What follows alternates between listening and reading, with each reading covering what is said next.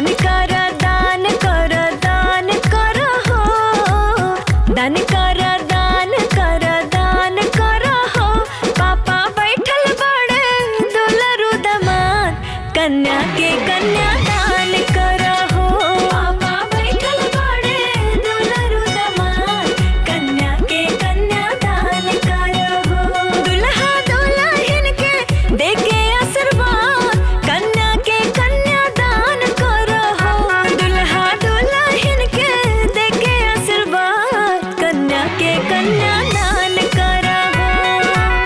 दान कर दान कर दान कर हो, दान कर दान कर दान कर हो।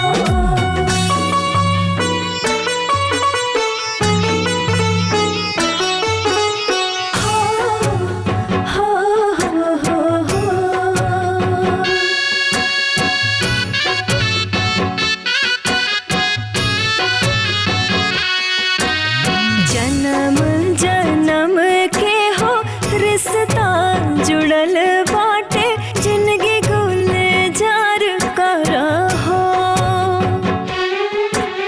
काके सिंदूर दान हो दुल्हन के मंगिया, बाबू चटकार कर हो।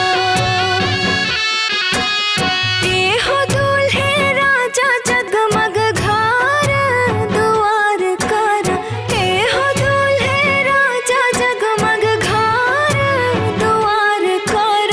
काके सिंदूर दान हो दुल्हन के मंगिया, बाबू चटकार कर हो।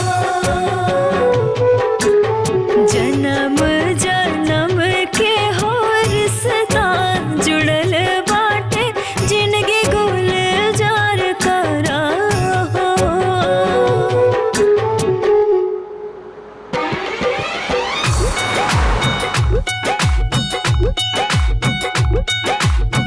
चोखा